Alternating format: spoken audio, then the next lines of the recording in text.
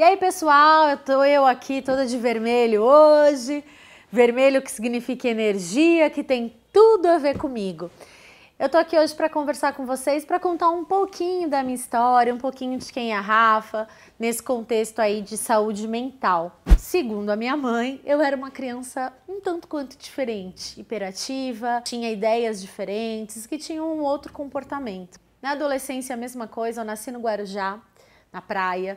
Então, eu sempre fui muito livre, ia a pé para a escola quase na frente da praia, o tempo todo na praia, saía e fazia tudo que um adolescente faz, potencializado. Eu gostava de beber, gostava de fumar maconha, gostava de fazer de tudo um pouco.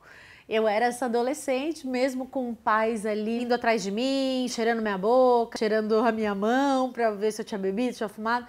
Meus pais se pegaram muito no meu pé, mas eu sempre tive esse ímpeto de ser impulsiva e sair fazendo as coisas. Eu sempre quis também sair do Guarujá, morar sozinha, eu tinha essa ideia, né, de vir para a cidade grande. E fui morar em São Paulo. Comecei a estudar, sempre fiz estágio, estudava, trabalhava, eu era muito ativa. E começou num determinado momento que, apesar de estar fazendo tudo que eu queria, eu comecei a ficar triste, eu comecei a ficar desanimada, eu não queria ir para aula, eu não queria sair de casa, eu não atendia o telefone. Comecei a me isolar. Eu falei, peraí, tem alguma coisa errada comigo? Eu tenho tudo, eu faço tudo que eu digo, eu tenho trabalho, eu tenho namorado, eu faço faculdade. Por que eu tô assim? Eu comecei a ver que tinha alguma coisa errada comigo. Eu gostava muito de ir em festa, rave, isso eu falo que é a treva da vida. Não fazendo apologia a favor ou contra, mas eu gostava de usar droga sintética, êxtase, LSD e tudo mais que tem numa festa desse tipo. Não é todo mundo que faz isso, tá, gente? Tô contando a minha versão, a minha história. E depois disso eu comecei a apresentar alguns sintomas, além da depressão, fora do normal, algo que já estava atrapalhando a minha vida, o meu estudar, o meu acordar, o meu dormir. A primeira vez que eu procurei uma psicóloga, eu tinha 20 anos, e gostei. E aí essa psicóloga começou a me acompanhar, me encaminhou para uma psiquiatra que me passou algumas medicações. Em 30 dias eu fiquei ótima, larguei tudo, tô ótima, pra que tomar remédio? Tô tão bem, abandonei todos os remédios e voltei pra minha vida. Apesar da médica dizer, não abandone a medicação sem orientação médica. Mas isso está escrito em bula de remédio. Vocês acham que eu acreditei? Óbvio que não. E aí depois disso, estresse, foram várias coisas que se juntaram. Eu tive uma primeira tentativa de suicídio. Em casa, minha irmã que me achou, graças a Deus me achou, fui levada para o hospital, enfim, fiquei com algumas sequelas momentâneas depois, mas vida que segue.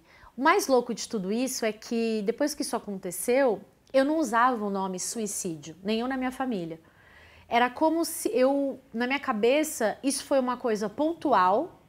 Ah, eu tomei remédio, passei mal e fui para o hospital. Isso não passava pela minha cabeça, suicídio, de forma alguma. Tanto que depois disso eu não queria fazer tratamento, porque eu achava que foi uma coisa pontual e eu não precisava. Meus pais insistiram, me levaram. Mas a minha vida foi pautada por ficar muito bem, larga o tratamento. Ficar mal de novo, ficar muito bem, larga o tratamento. Isso se seguiu por anos. Quando eu tinha 26 anos, eu casei, tive uma crise de depressão no primeiro casamento. Fiquei afastada do trabalho, fazendo acompanhamento psicológico, psiquiátrico. Depois de um tempo eu me divorciei e mudei de cidade, morava em São Paulo, fui morar em Porto Alegre. E lá eu tive uma segunda tentativa de suicídio. Foi muito grave, fiquei internada na UTI vários dias. É difícil quem passa por isso, porque eu sempre falo que não é só o sofrimento da pessoa em si, é da família, porque isso afeta muitas pessoas ao redor e você não sabe como lidar com isso. Eu fui morar em Porto Alegre, eu sou jornalista, então eu trabalhava numa emissora de TV em São Paulo e pedi transferência para lá. E uma coisa muito louca, porque quando a gente tem um problema, uma questão emocional, enfim, uma doença, a gente acha que mudando de emprego, mudando de relacionamento, mudando de cidade, estado, país, as coisas vão mudar. Mas na verdade, as coisas não mudam, elas vão junto com a gente. Então, na verdade, eu saí do Guarujá, fui para São Paulo, Porto Alegre, E toda a questão e toda a dor foi junto comigo. E não é algo, antes eu achava também que tinha um culpado, então assim, eu fiquei mal porque eu usei droga, eu fiquei mal porque eu fui morar sozinha e não me adaptei. Quando na verdade não é isso. Eu poderia não ter perdido nada disso e mesmo assim ter uma dor, ter um transtorno mental. Depois de Porto Alegre eu fiquei muito doente, voltei, fiquei na casa dos meus pais novamente, depois fiquei bem, né, comecei a trabalhar na Baixada Santista, em Santos, voltei para uma outra emissora de TV e depois de um tempo tive um outro relacionamento que, né, a pessoa fazia uso de droga e eu junto, enfim, que foi o que culminou assim para minha saúde mental, que já tinha uma doença que eu não sabia. E aí, álcool, drogas, relacionamento abusivo, perda de emprego, várias coisas juntas influenciam no estado emocional da pessoa. E aí eu tive uma crise novamente. E aí veio o diagnóstico de transtorno bipolar. O meu mundo caiu, porque eu falava, meu Deus, depressão era aceitável para mim, mas transtorno bipolar, como assim? O que é isso? Eu não sou bipolar, eu não acordo de um jeito e vou dormir de outro, eu não sou assim, não é possível, isso tá errado. Foi muito difícil aceitar isso, mas quando eu aceitei, a minha vida foi mudando. Depois desse diagnóstico, eu ainda tive, como eu não aceitava, eu entrei numa crise de depressão, e aí eu tive uma terceira tentativa de suicídio, e aí eu já estava no meu segundo casamento, tive uma outra psiquiatra, que é a que eu tenho hoje, uma outra psicóloga, novos medicamentos, novo formato de terapia e aí sim a minha vida mudou. Tem outras coisas também que ao longo dos vídeos eu vou contando para vocês, mas basicamente, por que eu quis compartilhar? Porque cada pessoa é cada um tem uma história, tem um contexto de vida, tem um repertório.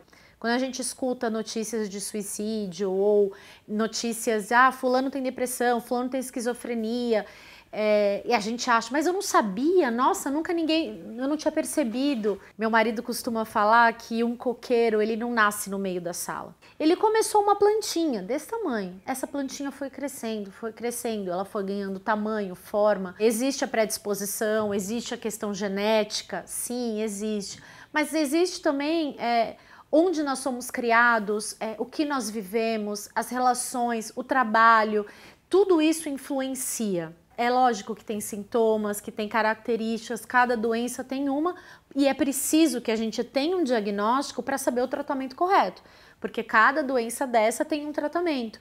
Mas esse vídeo também é para mostrar que nós somos humanos, eu sou humana como vocês que estão assistindo, talvez se identifique comigo ou não, mas seja lá o que você passou, você não é o que te aconteceu. Eu posso pegar o que me aconteceu e me denegrir para o resto da vida, ou eu posso pegar o que me aconteceu, aprender com isso e ressignificar. Como é a Rafaela daqui para frente? Como a Rafaela enxerga isso? E essa é a proposta. Isso é um pouco da minha história. Hoje eu vivo muito bem, obrigada.